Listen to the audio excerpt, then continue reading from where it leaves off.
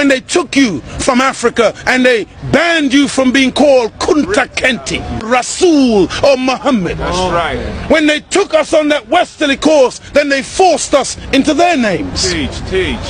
And they called us Smith, Jones, Robinson, Green, Brown, Hogg. A black man called Mr. White. And when we go to China, listen, and we put our passport down, and the Chinese immigration control official looks at that passport and he sees Mr. White, he expects to see a white man. And when he sees the black man, he says, uh-oh, this man doesn't know who he is. Teach, Muhammad. Actual fact. But many of us as black people today, we're very foolish people. That's right. Because we don't understand why another man gives you his name. Because when he gives you his name, the giving of another's name denotes possession. It means he owns you. As long as you're walking in another man's name, he knows he owns you. You can talk as strong as you like. Yeah, I'm for black, yeah, Mrs. White. Yeah, they're laughing at you. Because they know that when you take another's name, that's why in marriage, in the tradition of marriage, the woman takes the man's surname. Go ahead. And leaves her maiden name, because that taking of the other's name denotes possession. In the event of divorce, you don't walk around with the other man's name. You now relinquish that name because you're no longer with that one. What brings about insecurity is when you have a false concept of yourself. And the false concept of self is white supremacy. They believe that they are better because they are white. And as a result, see, when a man has that kind of silly mentality, Hitler had the silly mentality that the white man, the Aryan, is superior. So then at the Olympics, Jesse Owens kicks up all the Aryans. Hitler is outraged. He's angry. The white man pushing white supremacy. That's why they would cut off our penis when they would lynch us. Penis envy.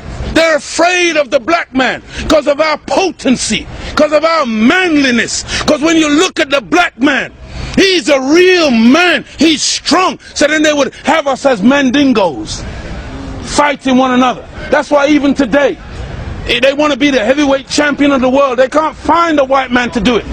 So they tried to turn a black man, Frank Bruno, into a white man. They called him the Great White Hope. They're desperate. We're not allowed to play golf. Why are we not allowed to play golf? Because we are inferior. We can't play the game. But let one black man into golf.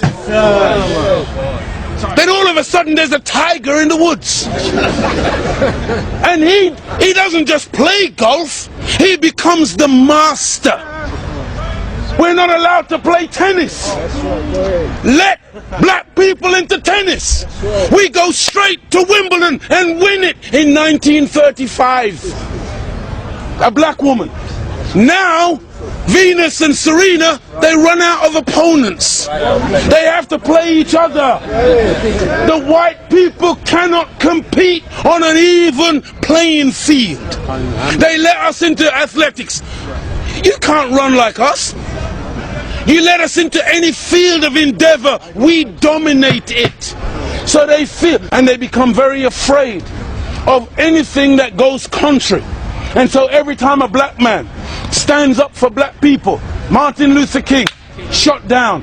Malcolm X, shot down. Patrice Lumumba, shot down. Steve Biko, shot down. Everyone, Nelson Mandela, they locked him up for 27 years.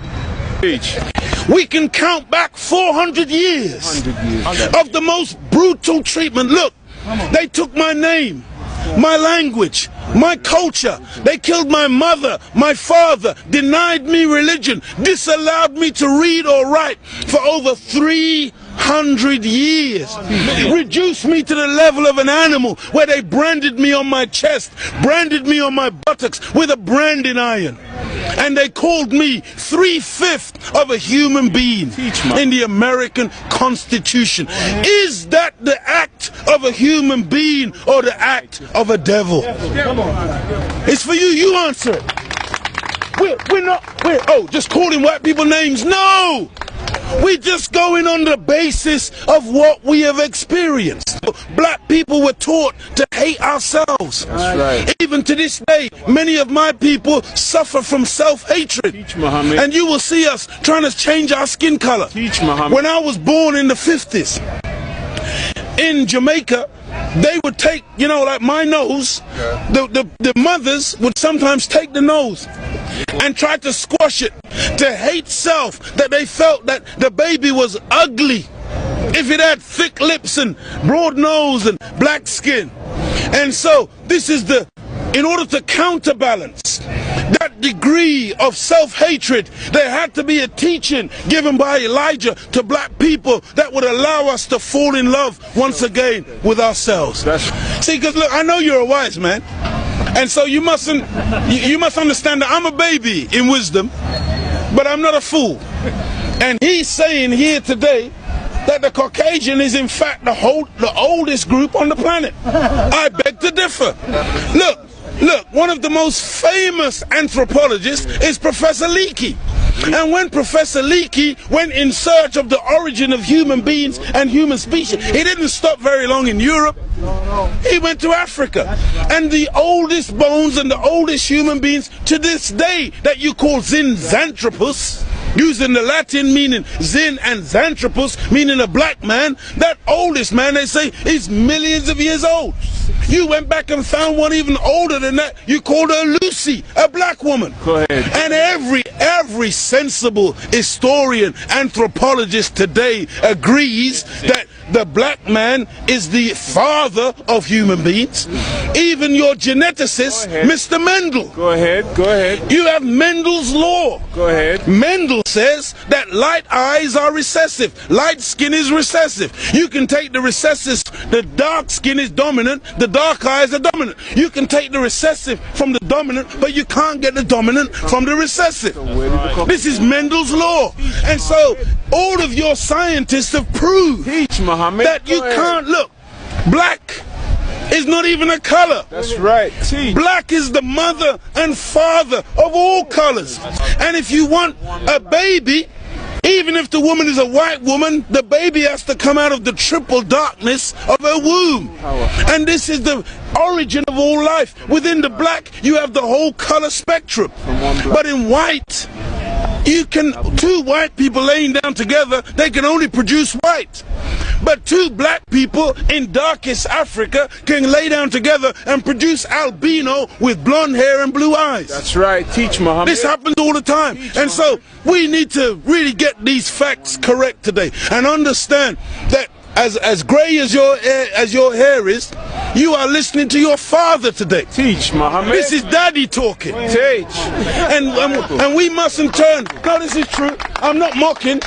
The white man, he came into what he called a new world. Teach, Muhammad. And so all of a sudden you started to name things. Teach, Muhammad. So that's why you called it America, based on, what was his name?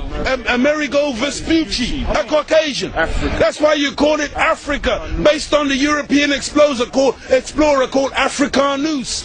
You went into America, you called it New York. That's right. Because it was new to you. New England. You called it New England. That's right. You called it New Zealand. You called it Newfoundland. Because it was new to you.